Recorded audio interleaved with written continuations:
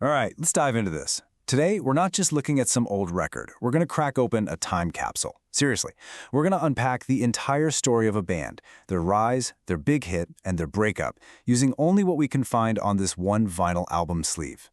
This is the story of the Rumblers. You know, what you're looking at here is so much more than just grooves on a piece of vinyl. It's a document. The front promises this cool, confident band at the absolute top of their game. But the back, well, the back tells a much more complicated story.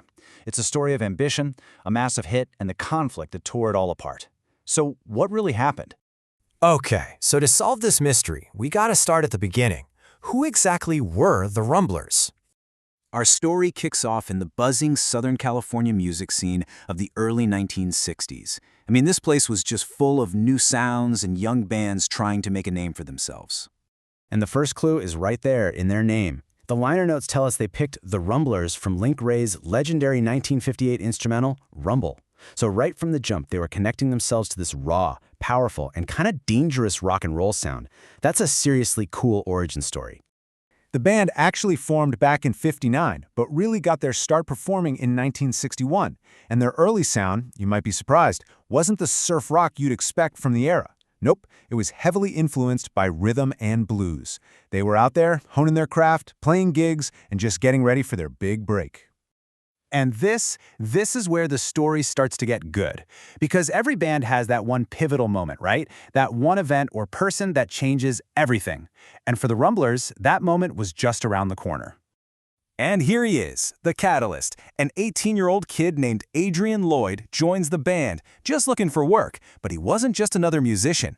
He was the missing piece that would launch them into local stardom.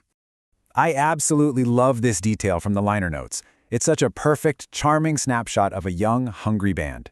They were impressed by Adrian's skill for sure, but what really sealed the deal? The kid had his own drum kit.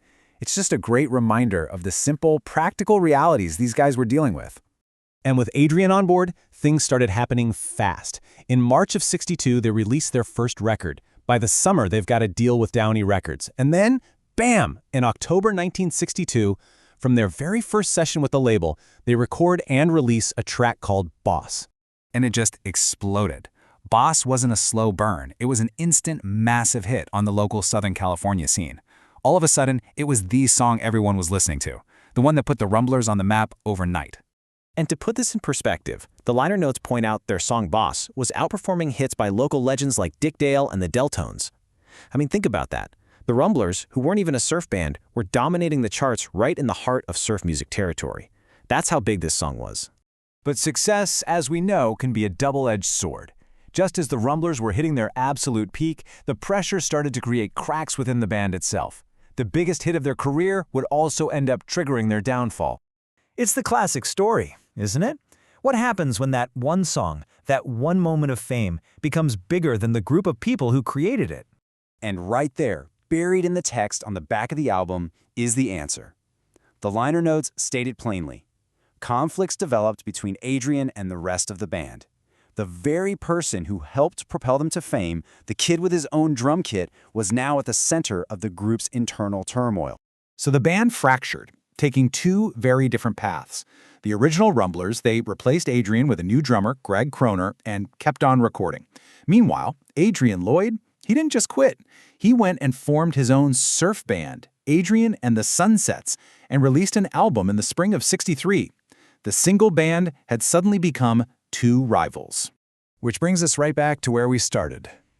Back to this physical object, this record album that holds the entire story.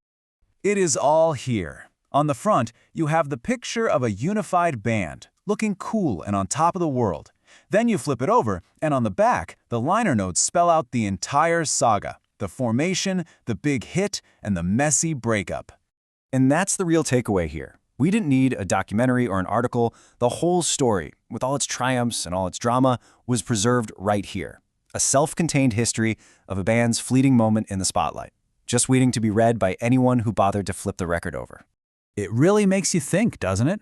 Every old record, every book, every artifact has a story printed right on it, often hidden in plain sight. It leaves you wondering, how many other incredible stories just like this one are sitting quietly on our shelves, just waiting to be explained?